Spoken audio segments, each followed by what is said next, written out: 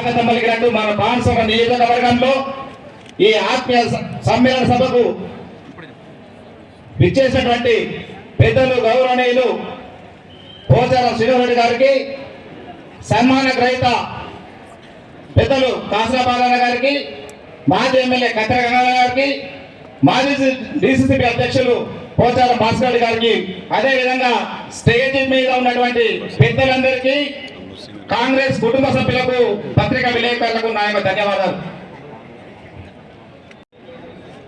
25 రోజులుగా బాన్స్వాడ నియోజకవర్గంలో ఏం జరుగుతుంది, ఏం జరగబోతుందని ఒక ప్రశ్నార్థకంగా ఉన్న ఈరోజు పెద్దలు, అనుభవజ్ఞులు, గత 47 సంవత్సరాల రాజకీయ ఉద్దండులు అనేక అభివృద్ధి చేసి తన సలహాలు సూచనలు అవసరమని స్వయాన మా ముఖ్యమంత్రి రేవంత్ రెడ్డి గారు తన ఇంటికి వెళ్ళి స్వాగతం పలికిన సందర్భం మనం చూసాం.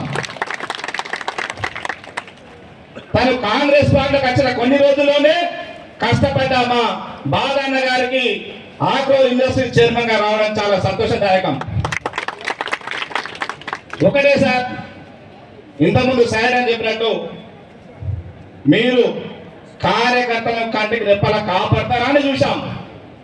ఇప్పుడు మీ నాయకత్వంలో మేము ఉన్నాం కాబట్టి ఆ నమ్మకాన్ని వమ్ము చేయకుండా కరడుగట్టిన కాంగ్రెస్ పార్టీ నాయకులందరినీ మీరు ఒక కన్నుతో చూసి రాబో నామినేటెడ్ పోస్టుల్లో వారిని గుర్తెరికి న్యాయం చేస్తారని ఆశిస్తా ఉన్నాం. అదేవిధంగా రేపు రాబో రోజుల్లో కూడా ఎంపీటీసీ సర్పంచ్ సొసైటీ ఎన్నికల్లో కూడా మీరు అనుకుంటే ఇనామినేస్ అయ్యే పరిస్థితి ఉండదు కాబట్టి బాధార సహకారంతో మీరందరూ కరడు కట్టిన పార్టీని నమ్ముకుని ఉన్న నాలాంటి వాళ్లకు న్యాయం చేయాలని చేస్తారని కోరుతా ఉన్నాం. అదేవిధంగా గత ఎన్నికల్లో 2 సార్లు బాదాన్న గారికి కాంగ్రెస్ పార్టీ టికెట్ ఇచ్చింది. మొన్న ఎన్నికల్లో టికెట్ రానప్పటికీ రేవంత్ రెడ్డి గారు తన కష్టాన్ని నమ్మి ఈ రోజు ఆగ్రో ఇండస్ట్రీ చైర్మన్ గా ఇచ్చినందుకు చాలా సంతోషం చేస్తా ఉన్నాం.